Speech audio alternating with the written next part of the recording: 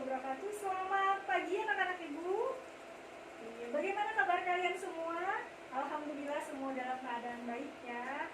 Yo, sebelum memulai pelajaran, ibu mau salam dulu. Semangat pagi. Iya, bagus. Nah, pada pelajaran hari ini ya kita melanjutkan dari pelajaran yang minggu lalu tentang apa? PGM FI. Di situ kalian sudah membahas tentang sensor apa gitu ya, apa yang dimaksud dengan sensor, apa itu yang dimaksud dengan ECM, seperti itu ya. Terus output yang keluaran dari ECM apa gitu, perintah dari ECM kemana ya.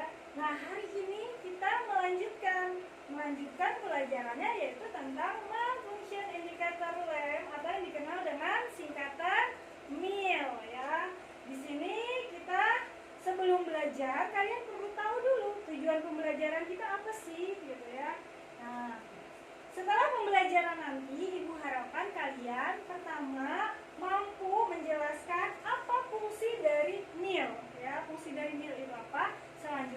Selanjutnya kalian juga ibu harapkan mampu menjelaskan tentang kode gangguan yang terjadi, ya. Seperti apa sih kode gangguannya? Terus kita lanjutkan ya. Nah, awalnya di sini kita harus mengetahui dulu fungsi dari diagnosa mandiri itu apa, ya. Nah, sistem PGM-FI memiliki fungsi diagnosa mandiri untuk menginformasikan ke pengendara atau teknisi apabila terjadi gangguan pada sistem PGM-FI dengan mengeluarkan kode kedipan, gangguan pada lampu MIL, atau kode kedipan menunjukkan komponen yang mengalami gangguan. Jadi di situ fungsinya seperti yang ibu jelaskan tadi, kode MIL tersebut menunjukkan komponen apa sih yang mengalami gangguan pada sepeda motor kita, seperti itu. Baik, kita lanjutkan. Nah, tadi kita menyinggung tentang MIL. Di mana sih sepeda motor itu ya MIL-nya? Nah, kalau mau mengetahui di sini ada yang seperti ini, tandanya seperti ini. Ya, ibu rasa pernah melihat ya. Di situ itu adalah kode MIL atau Malfunction Indicator Lamp. Di situlah kita membacanya nanti kodenya seperti apa. Nah, selanjutnya di sini biar kita lihat dulu. Pertama nih, sepeda motor misalkan kunci kontaknya dalam kondisi off. Terus kita nyalakan kondisi on. Nah, terus di situ akan menyala di MIL di situ menyala selama 2 detik ya. Setelah 2 detik dia akan padam lampunya. Itu berarti menunjukkan sistem dalam keadaan normal, berarti tidak ada gangguan. Ya, biasanya di situ kan ditandai, kalian dengar ya, ketika kita on kan kunci kontak, nyalalah lampu MIL-nya selama ya kurang lebih 2 detik lah. Kalau kita kan kalian mungkin sebelumnya belum tahu berapa lamanya. Di sini dikasih tahu 2 detik lamanya. Di situ nanti akan otomatis bunyi pompa juga. Pompa dari sistem bahan bakar kalian akan berbunyi juga. Cing gitu ya, bunyi sebentar. Terus dia akan mati atau padam. Seperti itu. Jadi tidak ada gangguan di situ. Nah, bagaimana yang ada gangguan seperti apa sih gitu ya? Kita lihat yang gambar yang di bawah ini. Pertama kondisinya off ya untuk kunci kontak, terus kita on kan. Setelah kita on kan dia akan menyala lampu tadi, lampu MIL-nya selama 2 detik, terus padam, terus menyala lagi ya, menyala, dia berkedip 1, terus mati, nyala lagi 2, 3, 4, 5, 6, 7 misalnya seperti itu. Nah, kalau ini seperti ini, ada nyala sampai 7 kali seperti ini contoh ya. Berarti di situ sistem dalam keadaan tidak normal atau mengalami gangguan seperti itu. Nah, di sini misalnya nih ada sepeda motor kita nih. Nah, sistem PGM-FI ini terjadi gangguan. Ketika dia terjadi gangguan, dia akan memberitahu ke ECM ya. Nah, ECM ini mendeteksi gangguan tersebut dan dia akan mengirimkannya di sini ke meter panel MIL berkedip, atau di sini dia akan ditandai dengan MIL-nya akan berkedip. Sebanyak apa kedipannya, disitulah nanti yang menunjukkan komponen apa yang mengalami gangguan. Seperti itu. Paham sampai sini? Ya, bagus. Paham ya. Kita lanjutkan ya anak-anak ya. Selanjutnya di sini kita ingin membaca kode gangguan pada sistem PGMFI. Ya, terdapat dua jenis ya, terdapat dua jenis kedipan mil. Yang pertama, kedipan pendek. Nah, kedipan pendek ini ditandai dengan 0,3 detik saja ya, lamanya 0,3 detik. Itu ditandai dia berarti artinya angka 1. Nilainya 1 saja. Yang kedua, dia kedipan panjang. Kedipan panjang ini selama 1,3 detik. Agak lama ya. Di situ artinya nilainya adalah 10. Seperti itu. Jika terdeteksi 2 atau lebih gangguan, maka semua kode akan dikeluarkan secara berulang-ulang. Nah, seperti apa itu? Keluarnya akan secara berulang-ulang. Kita akan lihat.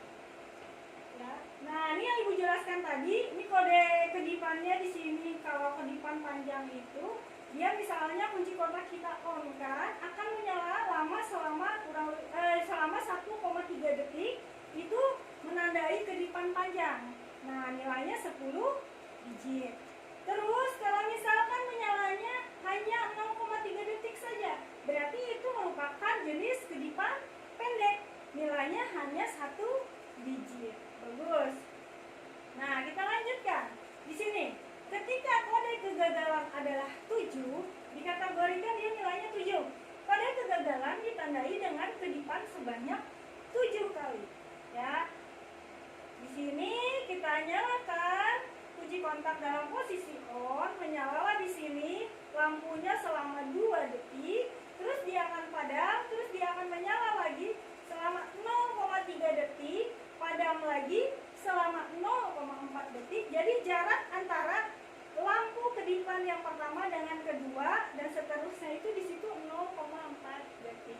Dia akan menyala, padam secara sistematis ya, berurutan sebanyak 7 kali kedipan. Kalau kalian hitung 7 kedipan pendek, berarti di situ tandanya adalah kode 7, nilainya adalah 7.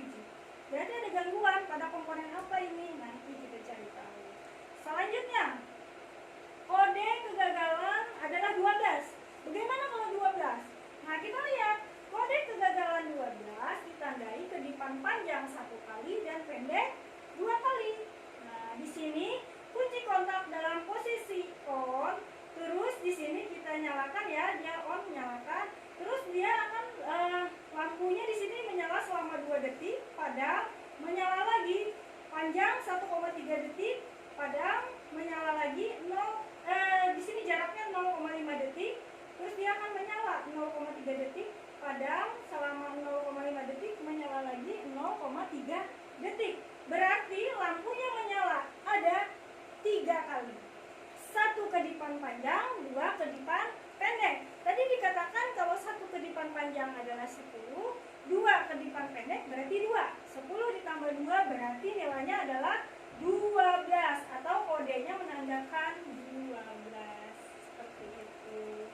Baik, kita lanjutkan ya. Nah, di sini bagaimana kalau kode gangguan pada contoh membaca kedipan mil yang terulang selama posisi kunci kontak on ya. Jadi dia bisa mengalami pengulangan. Bisa 1 saja gangguan pada komponen, bisa juga 2. Seperti apa? Yang pertama, misalkan jumlah kerusakannya hanya 1 ya.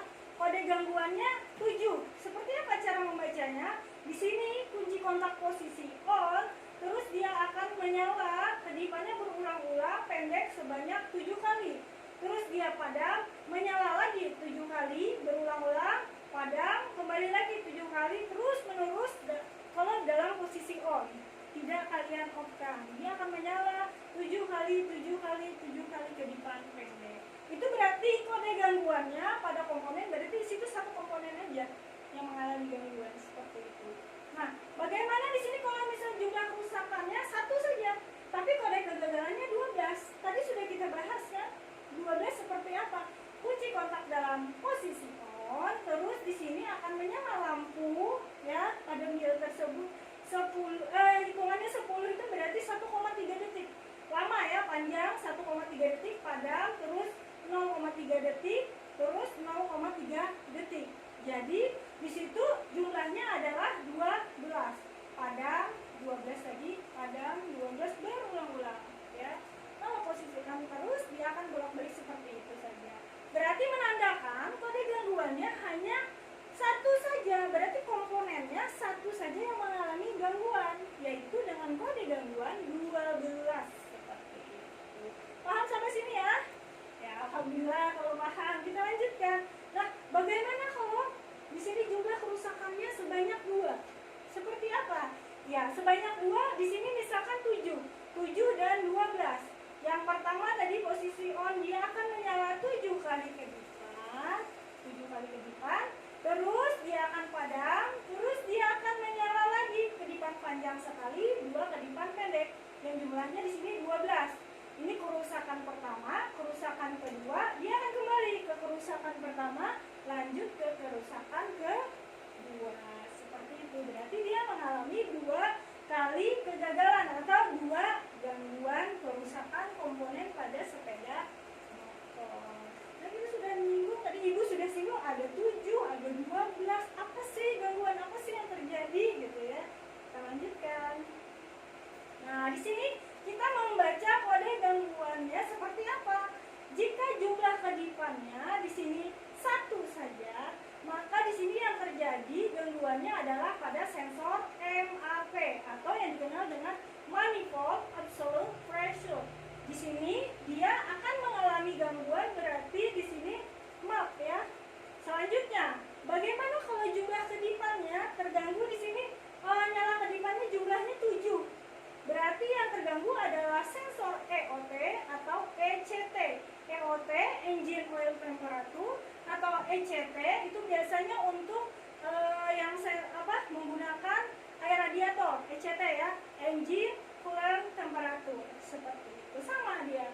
Tapi salah satu ya, sepeda motor apakah menggunakan ECT atau EOT atau ECT, seperti itu. Sama, kodenya 7 kedipan. Di sini dia merupakan sensor yang kemarin sudah kalian pelajari ya, sensor mesin ya, temperatur yang ada pada mesin, seperti itu. Selanjutnya, bagaimana di sini apabila mengalami 8 kali kedipan? Yaitu terganggu berarti pada sensor PP atau throttle precision ya. Berarti sensor bukaan gasnya ya. Nah, di situ kode 8 menunjukkan gangguan pada sensor PP. Selanjutnya, bagaimana kalau misalkan ada 9 kedipan? 9 kedipan berarti tandanya adalah gangguan pada IAT. IAT yang kita kenal dengan intake air temperature. Seperti itu. Selanjutnya, ada 11 ya, jumlah kedipannya 11, yaitu 1 kedipan panjang, 1 kedipan pendek. Berarti di sini adalah gangguan pada PS atau vehicle speed sensor, atau di situ sensor kecepatan. Selanjutnya adalah 12. 12 ini menunjukkan gangguan pada apa? Injektor. Nanti terganggu adalah injektornya. Apakah injektornya, apakah soketnya, nanti kita periksa seperti itu. Selanjutnya, apabila 21, berarti yang terganggu di sini adalah sensor O2. 21 berarti 2 kedipan panjang, 1 kedipan pendek. Ya, bagus. Selanjutnya 29 berarti yang terganggu adalah sensor IACP atau idle air control valve ya.